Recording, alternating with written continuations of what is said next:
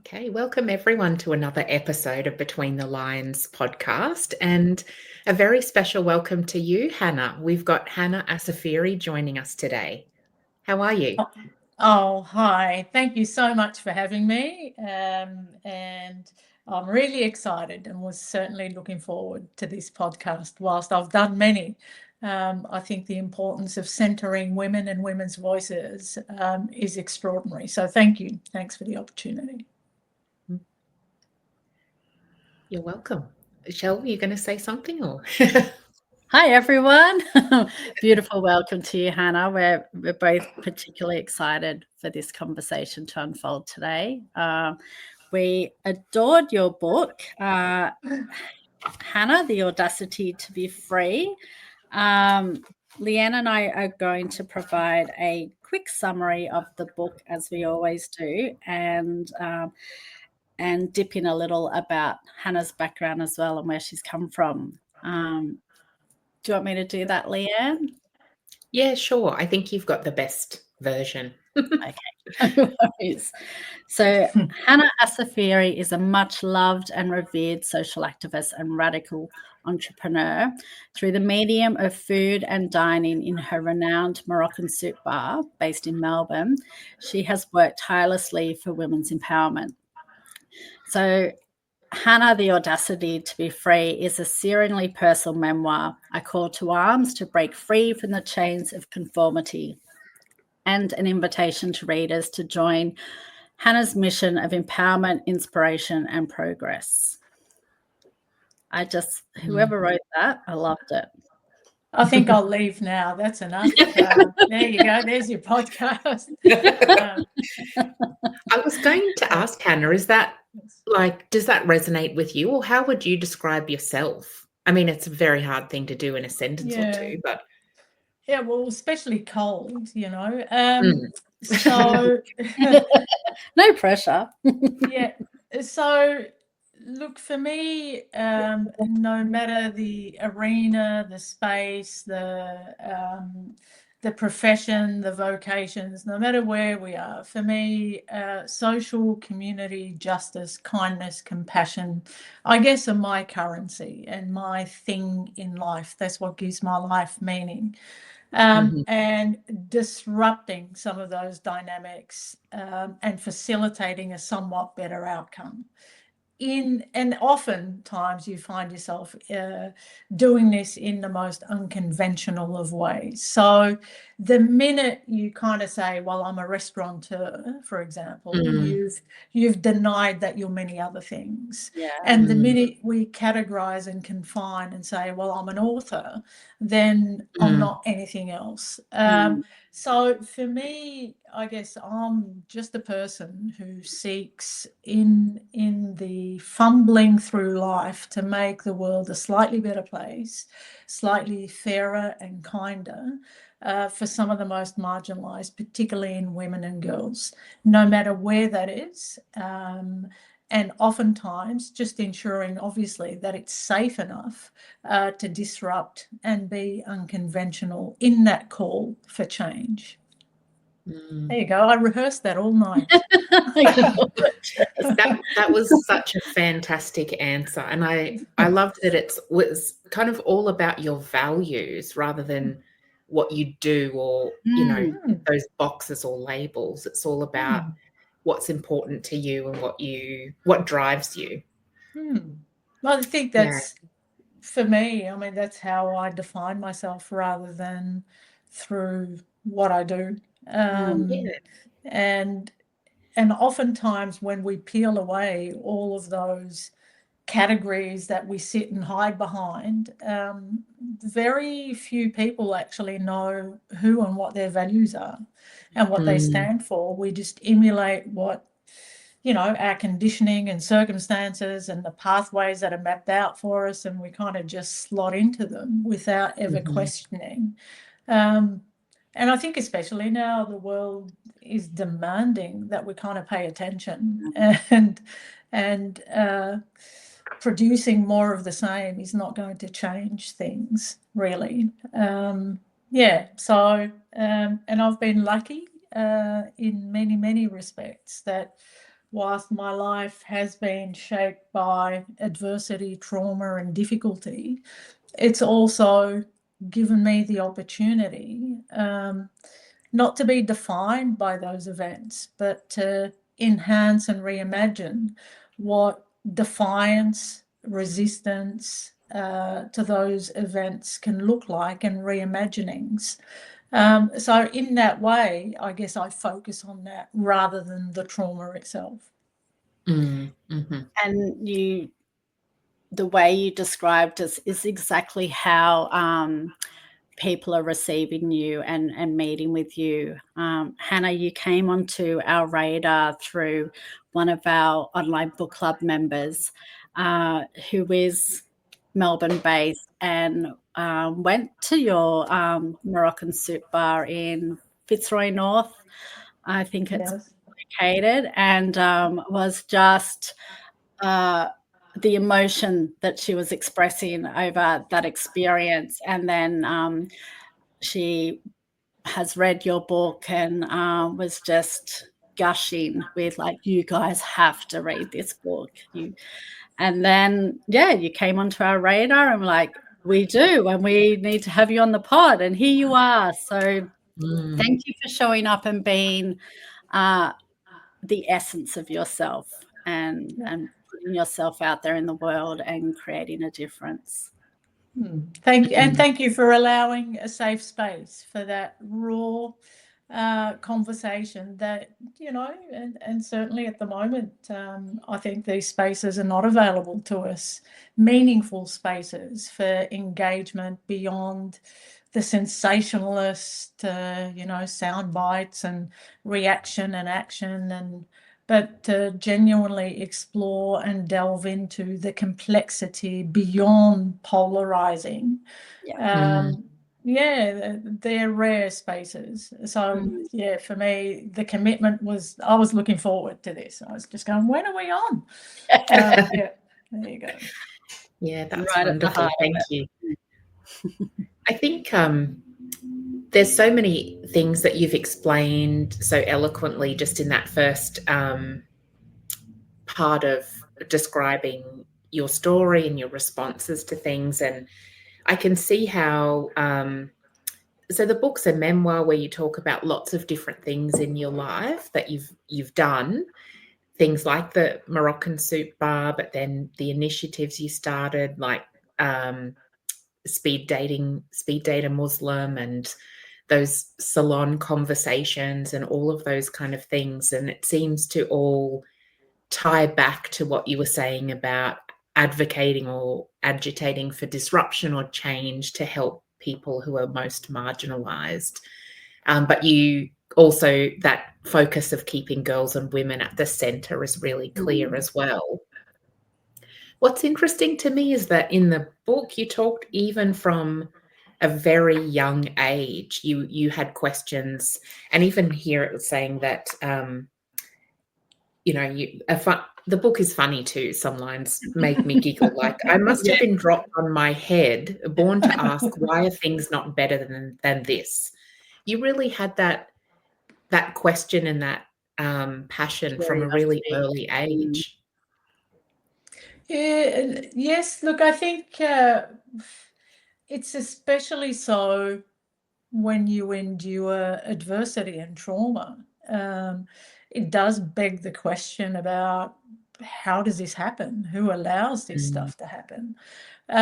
So I think it comes with the territory of those experiences that you begin not only to ask why and how, but also to go further and challenge. And so, and the contradictions for me were the contradiction, paradox, hypocrisy, whatever you want to call it, from a very young age were glaringly obvious. The expectations of women and girls and boys and men, and then the layer of culture on top of that, and how, particularly for us, that we moved from Australia to Lebanon, to a very different cultural setting, and that contrast was so hit you in the face, really, the contrast between the spaces men and boys moved in compared to the domesticity of the spaces allowed for women and girls. And it's not that in itself is problematic. It just is part of that cultural expression. It becomes problematic when I then was expected to move in men's spaces and boys' spaces and bring food home, and then denied everything that comes with it because I wasn't a boy. And that, I think it is that even to a child, it's nonsensical. It's like, but if you expect me to go get bread and I'm pushing through all these men and being in this weird, intimidating space, and then I can't ask questions, I can't go out, I can't do all the other things that these boys do. That sort of stuff, I think that was my training ground in questioning. So, yeah, and I decided really early on, I guess, to focus on, and look, I mean, we're going to dive deep, I'm assuming. We're going to go into a conversation about trauma, trigger warnings for people. Maybe I'll put it here. And look, oftentimes in life, obviously, we are talking about trauma, violence. We're talking about a myriad of experiences that for me have shaped part of my life's journey. Notwithstanding, there's also humor and a whole host of things, because we are complete, full living beings. We're not just the trauma or the... but for those in harm's way, I guess I say that it will be okay, and you're not alone, and please reach out, and this does not define you nor who you become. And sadly, life does not give us trigger warnings. Stuff just happens.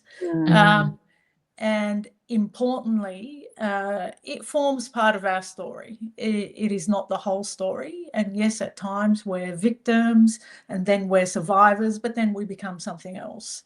And I don't think we talk about that enough. Lived experience, where we are shaped by many of those things. And for me, the defiance is refusing to be defined by them. So for those in harm's way, I hope you find companionship in the pages of the book. And for those that want to leave, feel inspired. It will be okay. It is okay. And for those of us that want to do better, let's not be bystanders if and where it's safe, where we see something that perpetuates and exacerbates the violation and control and coercion of women and girls and or boys and men, then if it's safe, I think we should intervene. And even if we fumble our way through this conversation. So for all those that are listening, I think it's also important to say that sadly this story is commonplace. It is not a story that happens occasionally to some people. It is a common experience for a lot of women. And I think the sooner we can talk about it and shift the shame and humiliation and isolation that comes with these experiences, the better we all are as a society. So that's just my little note on self-care, looking after yourself, but also it will be okay. Back to the question. What was the question? I can't remember. I'm pretty sure you were. There was a question somewhere. About violence and trauma, and that my life was shaped by really early on. Some of those experiences meant, like many women and kids, because they were so traumatic, I've had to dissociate. And in that dissociation, I guess, was my escape. It's where I formulated an alternative to the world I was living, to the horrors of the world I was living in, whether it's wars or sexual abuse or whatever. And that is the space that I invested in and throughout my life. And then obviously you integrate and heal, and But it is, yes, it's a refusal to be defined or jaded or become bitter, because then those experiences win, for lack of a better word, the abuse, the violence, the trauma, and yet life is so much more than that. Yeah, I can understand what you mean, and that there's an example in the book about when you were married and that was a very difficult time and you literally escaped by leaving the house against, the expectation that you would stay home, and found ways to find joy and happiness and escape within that time. And I think that's, I don't know, it made me imagine that it creates the space to maybe be able to think about things differently, and like you said, maybe reimagine what could be instead. You talked a bit before about some new ways of having these conversations, and because what we've had already up to this point hasn't really made much difference. What are your ideas about how we can have these conversations with people around us that might be a novel approach or more effective? Look, in my experience, whilst I have had lived experience, I've also worked in the domestic violence sector in various capacities, from direct service, crisis intervention, policy development, trying to work with governments to, in advisory capacities, to reimagine better responses. And then, in my own quirky way, established the Moroccan Soup Bar as a complementary response to disrupting that cycle of crisis for women. And just by contrast, I know it's a slightly long-winded answer, but it's an important one. By contrast to the existing system that disrupts the crisis, and yet women, it's a revolving door scenario almost. Women repeatedly come back, and the explanation and understanding is women need to leave 6 or 7 times before they're ready to leave. Well, to that I say no. That's actually factually, over 25 years at the Moroccan Soup Bar, not true. Women need to leave once, and what they need is enduring solutions, not just to the crisis, but then the next thing, once the crisis has been somewhat resolved, housing is not available and unaffordable and prohibitive. Women often don't have references to compete even in the rental market, let alone buying. Upskilling often competes with putting food on the table. They've had careers disrupted, childcare, all these things. And it's not magic, but all these things, if they're not holistically addressed in a way that speaks to need, then women, of course, will return because there's no other alternative. So for us at the Moroccan Soup Bar, we evolved organically around women's needs. And in 25 years, I can tell you not one woman has gone back to a violent partner. And I'll repeat that, not one, to a violent partner. If and when they marry or go back or whatever it is out of choice, not out of desperate need. And it is out of choice when they have the opportunity for many, many, many different outcomes. And in and during that time, women have innovated around accommodation. Some women live together and reimagine families. Some will mind their children's kids whilst they roster themselves on at work. We've invested in upskilling, not competing with putting food at the table, upskilling where the workplace pays for the training, staff training, as part of their work hours. Stuff like that all goes a long way towards ensuring women genuinely have the real opportunity to transition to independence. Did we know this at the time? No. At the time when I established the Moroccan Soup Bar, it was in sheer frustration, having worked in a system for 13, 14 years and being told one particular day that I had to tell a crisis caller with 2 children who called in saying, I need to leave, I have nowhere to go. I had to say to her, there's nowhere for you to go. And that I'd exhausted all options. And for me, that story was so familiar and so personal that I just thought, there's always got to be options. So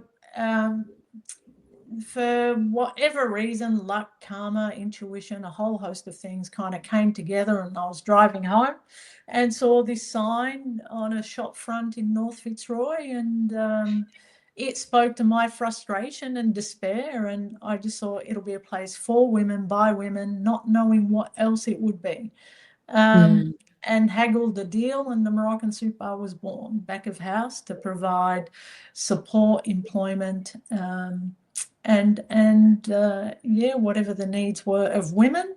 And whilst front of house, and I think interestingly, it was also about recognizing that women are conditioned, particularly in marginalized in our communities, conditioned in kitchens, and that forms part of their exploitation and subjugation. And I thought, what if we flipped that on its head, subverted it almost, and it became the means by which women's empowerment happens in kitchens? And kitchens are familiar to me, and salons, and, you know, from a very young age. So because they're not just about the experiences, they're about the transmission of oral traditions. And I thought we can rewrite some of those traditions in kitchens. And the Moroccan Soup Bar has been much loved, I think, by a community that resonates with its transparent values, I think, as well as good vegetarian Moroccan food. But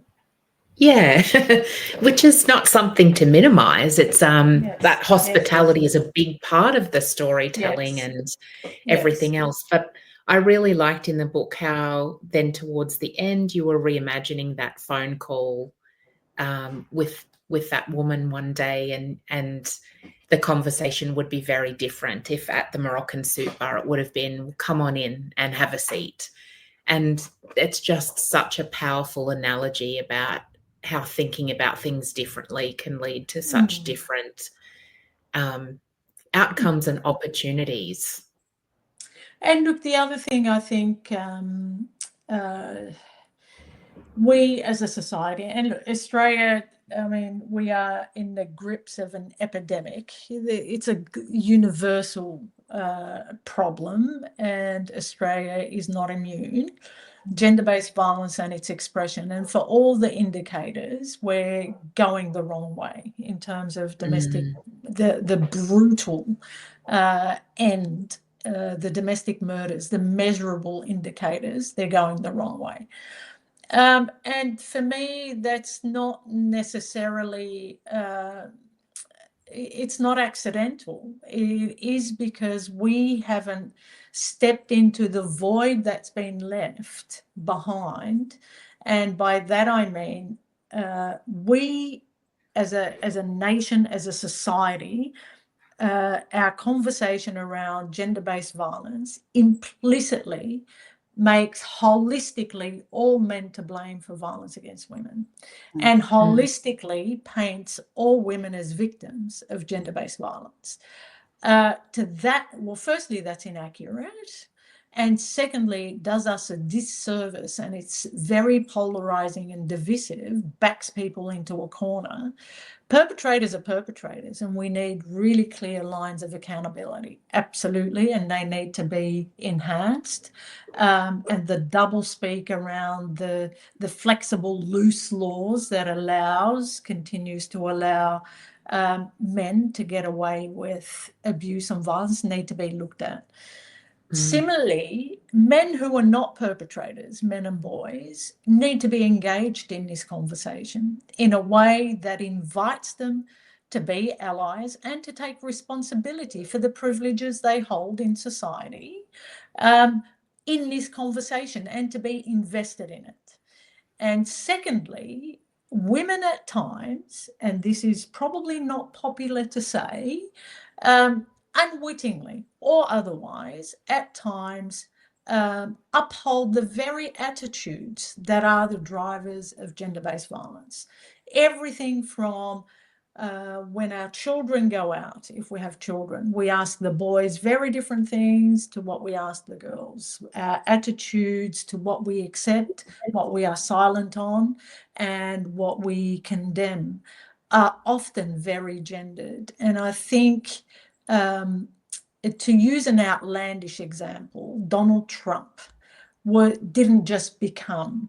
He was once a boy at home, given legitimacy and enabled. And then that was reinforced in school, the boys will be boys scenario. And then it was reinforced in public settings. And then it was reaffirmed. So I think these attitudes, it is remiss of a society that ignores the role of all of us in the maintenance of these attitudes that are in themselves part of the drivers of gender-based violence. You can't just talk about societal inequality without talking about who is upholding that.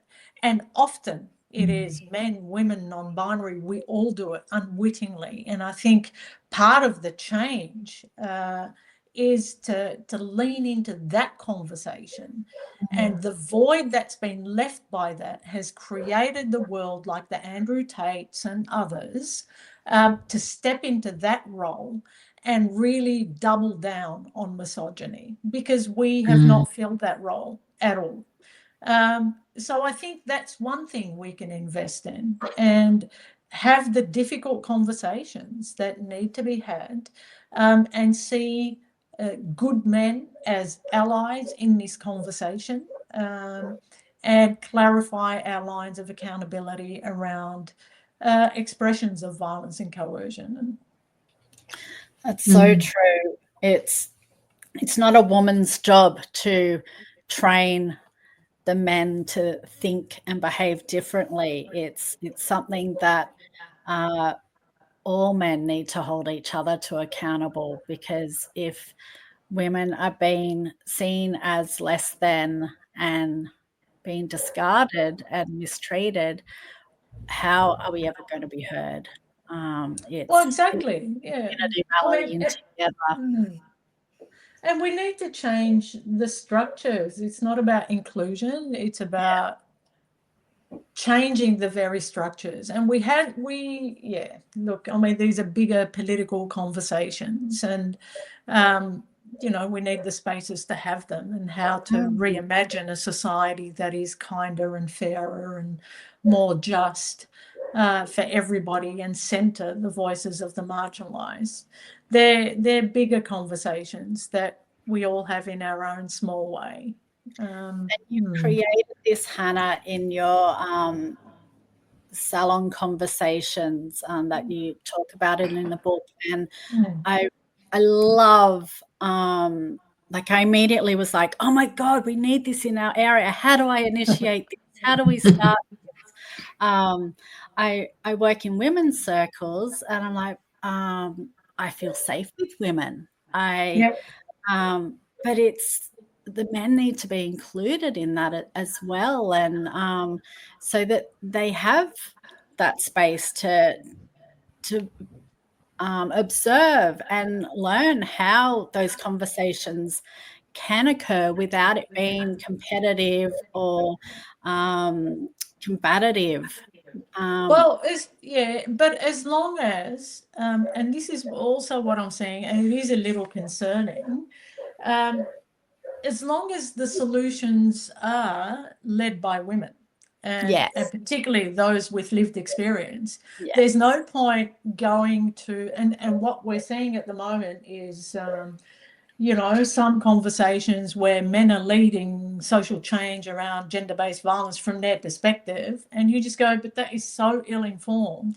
We're going to find another set of ill-informed responses, like mainstream responses to gender-based violence, where they're not speaking to that the solutions have to be defined and driven by women led, where men are allies, and they take the components of that into the spheres and spaces that they move in. I mean, it's simple, yet the willingness is not readily available. Yeah. Yeah, that's so true. And for some, they changing, maybe in their eyes, why change something that in their eyes isn't broken? That's right.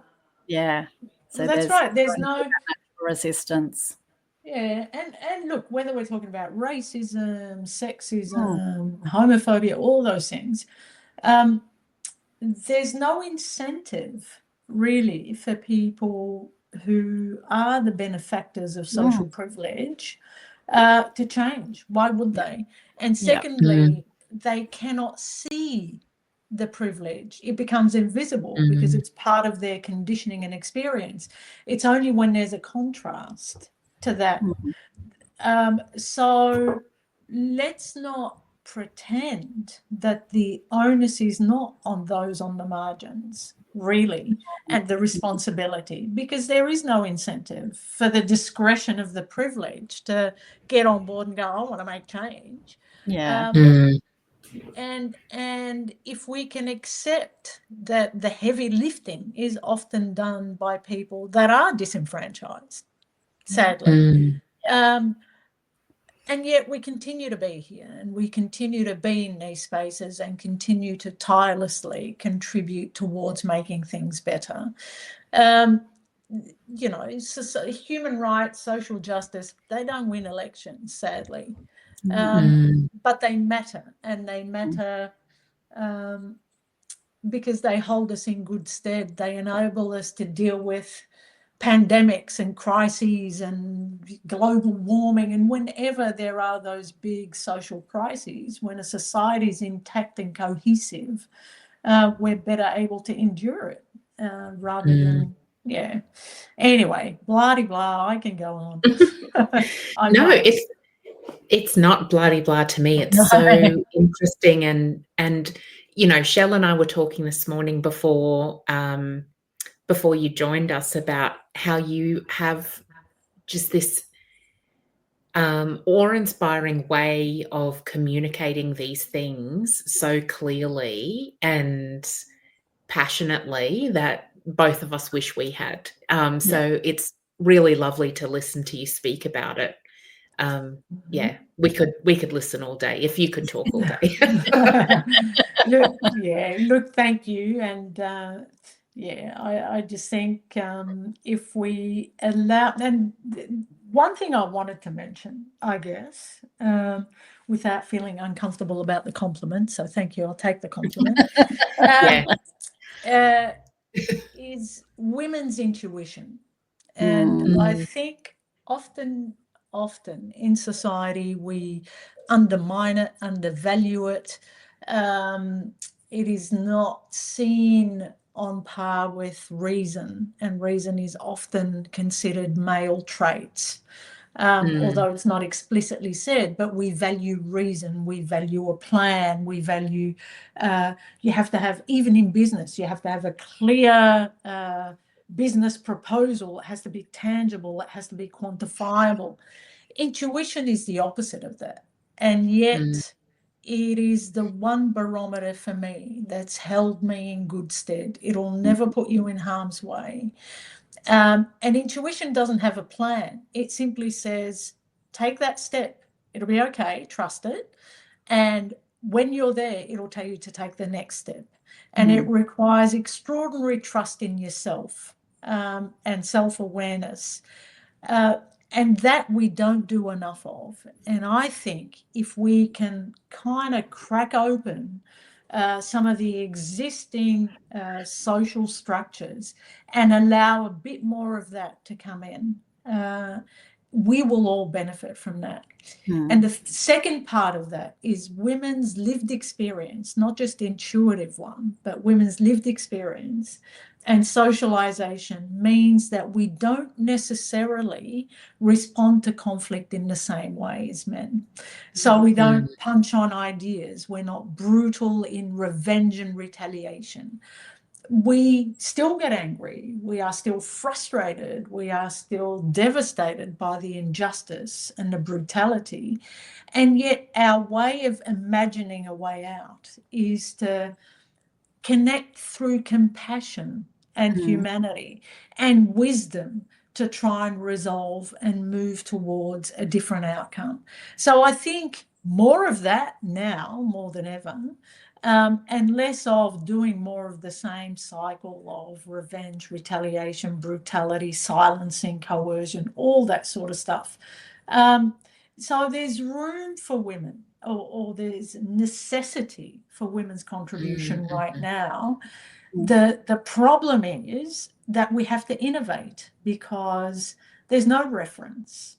So we have to, buck etiquette and trend and be mischievous and in our innovation be very unconventional. But they will be much more rewarding initiatives than doing more of the same and trying to fit in. I think that was really evident through your story and the Moroccan Soup Bar as well, and that way of following your intuition that really, and because as we're having these conversations, my thought is, what can we do?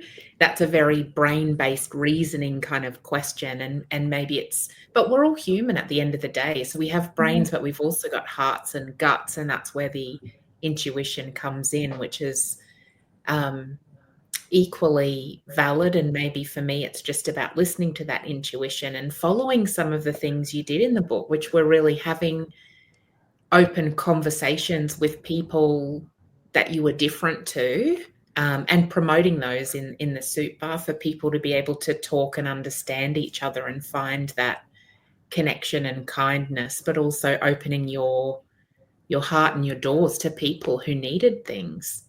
Like Speed Date a Muslim, like setting up the Moroccan Soup Bar, like conversation salons. And look, all of this for me is built on the premise that human beings are decent. And we are wired for good. We've been unsettled. We've been made anxious. We've been manipulated and persuaded and pushed and pulled in so many different directions. But if we can create in this crazy, crazy world, small spaces and nurture them where we allow human decency expression, most people, in my experience, and that experience has been reaffirmed time and again, most people will lean more into that. And we are naturally, I believe, wired for that. We just don't know where to find it and how to be it. And at the moment, we are so extreme that we just fall into the safety of those extremities. But yeah, and and I hope, and this is the that for me where I feel lucky in. Yes, my life has been shaped by difficulty and trauma and also extraordinary beauty and awe-inspiring, bearing witness to some of the extraordinary women who've also changed their trajectory in life, affirmed and reaffirmed by a community who not only kind of was hungry for what we offered, they pushed us and kept us buoyant to go further. From that initial very quirky, I want to set up the Moroccan Soup Bar, all the way through to tapping of a glass at the Moroccan Soup Bar and talking about same-sex marriage, to a room full of people where people go, oh my God, what is happening? What is happening? It's dinner, and but these are the things that I think reaffirm our humanity and reaffirm my commitment to continue until the last breath I draw. However we express those things through art, through hospitality, through conversations, wherever it is that we are, continuing to hold space and, for the importance of human connection and the betterment of who we are. And if we start that within ourselves, the ripple effect will spread throughout the community and invite each and every person we come into contact with to make that choice too. And I think there is hope in that too right now, that I agree it's very divisive, lots of the conversations, and it's extreme and it's quite reductive when there's good versus bad or one side versus the other. But I think too there's a lot of unrest with that right now, and that gives me hope that there's more of a place for those conversations when people are, think about America particularly, people starting to look around at each other and think, this isn't who we want to be. Let's pull together and find some commonality and move forward. And look, it's especially now, very little is reflected back at us that gives us cause for hope.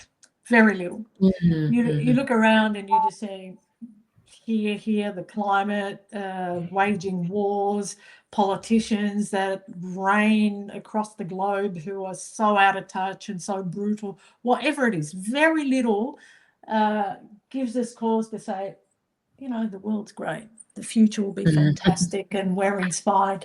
And yet it is the very optimism that is the resistance in this space. Not only to bear witness to what is happening and to align with the younger generation, to be their ally, give them platforms, make space, because they are courageous and brave and intersectional conceptually in ways we can never be, my generation.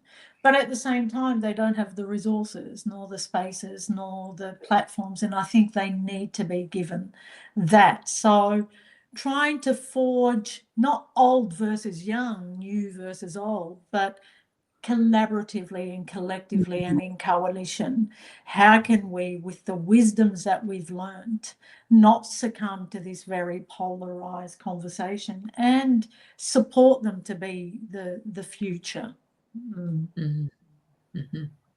Or support you guys. Well, that's hopeful to me. I think I found hope in that. So that's that's a wonderful place to be.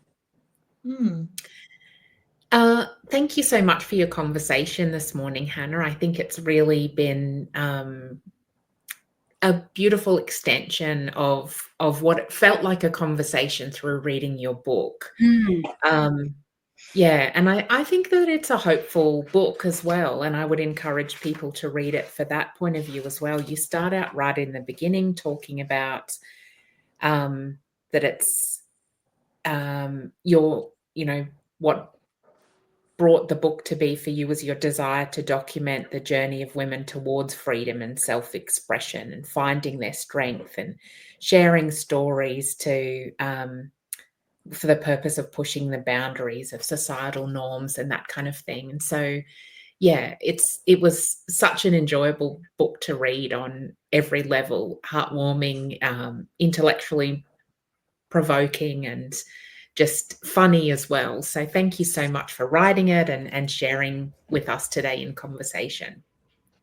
Thank you so much for having me, and I hope we can continue to have the important and meaningful conversations that will hold society in good stead. Because I think I also said it in the book, we are the change we dare to lead.